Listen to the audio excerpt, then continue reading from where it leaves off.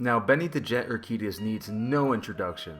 He is without a doubt the greatest American kickboxer of all time, and in my opinion, the greatest striker of all time. As there was nothing the man couldn't do. He could kick, he could box, an incredible chin, an incredible athlete. And the reason why he did kickboxing when there is much more money in boxing is because he wanted to grow the sport in the United States. On top of his film career, with the highlights being his 2 fights with Jackie Chan in Wheels on Meals and Dragons Forever, the man is absolutely a living legend and he doesn't get enough credit in my opinion in the modern era. However, there are some really underrated stories that I want to tell about Benny in his career, and the first one being the start of his career. Now, after his last point fighting karate match against Roy Corbin in 1974, a match that he would narrowly lose, he would go on to compete in a very strange karate tournament. The tournament was called the World Series of Martial Arts Championship, and it was billed as a full contact karate tournament. However, this tournament would allow things like grappling and throws and even pins. So you could argue it's one of the earliest forms of MMA that we have recorded, or you could also argue that it's seeing karate in its truest potential,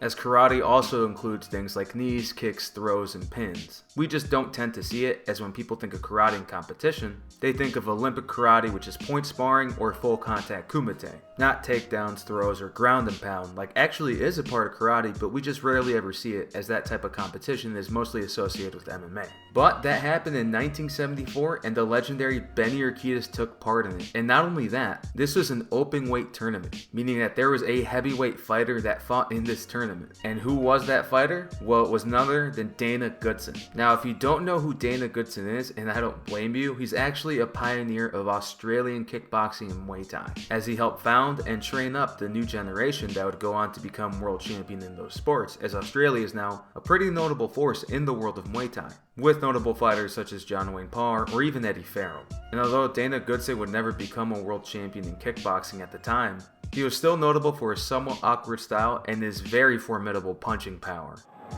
Dana Goodson's had a lot of experience. He's full contact. There it is. There it is. He's scored heavily with that left and right. Sweet combination. Oh, that right hand. Oh, he's out. Lights out. He hit hard.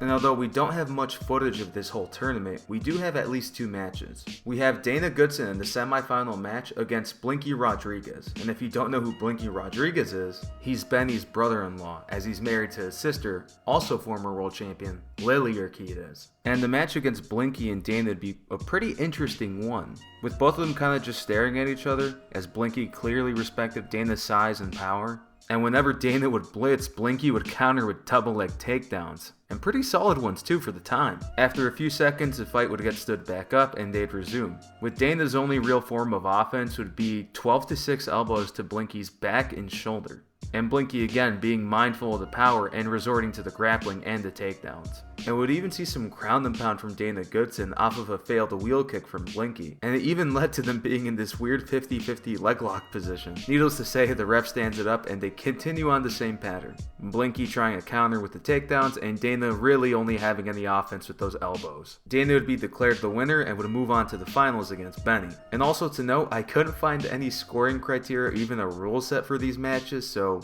what the judges wanted to see, I couldn't tell you. All I know is I guess they don't like takedowns. And I think Benny noticed that too, because in their fight, Benny showed very little fear of Dana's offense. However, he was still mindful of his power, and in the first minute of the match, they both kind of just stared at each other and Benny flexed his footwork a bit. After a while, Dana would blitz in, and Benny would evade it pretty easily. But almost immediately after, Benny, the guy who weighed in at 145 for this event, would blitz in himself, and would catch Dana with a huge overhand left, dropping him. And with there being a no knockdown rule, it seemed, Benny continued the offense and even tried to stomp on Dana Goodson. The ref pulled Benny off and Dana was allowed back back on his feet, but more of the same would happen, with Benny rushing in with overhand lefts, catching Dana again as the round ends.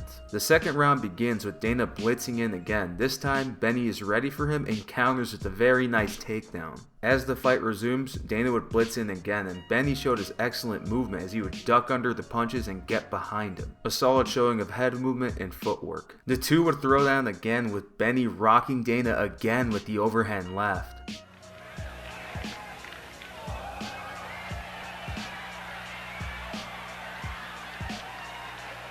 Benny would start showboating. However, Dana wound up for a giant uppercut that Benny easily evaded with some nice head movement. The round comes to a close and it's a clear 2-0 for Benny the Jet. Or at least I think so. Again, I don't know the rules. The round would start with a pretty hectic exchange, with Benny throwing a wheel kick that missed and Dana blitzing in on seeing the opportunity. Benny would try to clinch him up, and Dana would start to use his 12-6 elbow strategy like he did on Blinky. However, Benny would spin him around and successfully counter takedown him. And the ref seemingly starts counting for a pin. However, this doesn't end the match, and they just get up and resume the fight. Yeah, I don't know what any of this means. Dana would try to close the distance again to try to hit him with his downward elbows. However, Benny would start to counter, grabbing his gi and spamming overhand lefts again, getting the better of the exchange. After one more exchange of rock'em sock'em robots between the lightweight and the heavyweight, both fighters agree to just wait out the rest of the round as they stare at each other and the fight comes to a close. Benny is declared the winner and now the WSMAC Openweight World Champion. And the WSMAC Openweight title is a belt that Benny wouldn't defend for quite a while, as Benny would go on the journey to dominate the lightweight kickboxing scene, winning multiple world titles. And when he did defend it 2 years later, it was against welterweight champion Ernest Hart. And unfortunately, we don't have any good footage of this match. All I could find is this ringside footage that someone took with the camcorder at the time. And it's not even the full match, unfortunately, as this fight would be declared officially a technical draw. The reason being,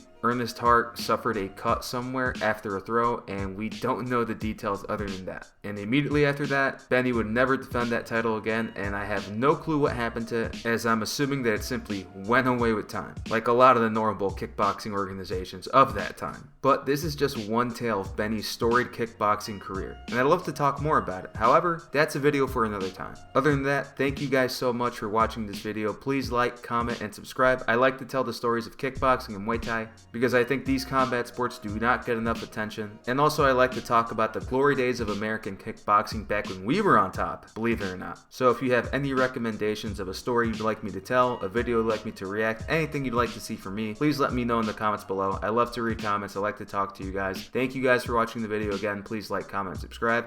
Have a good day. God bless.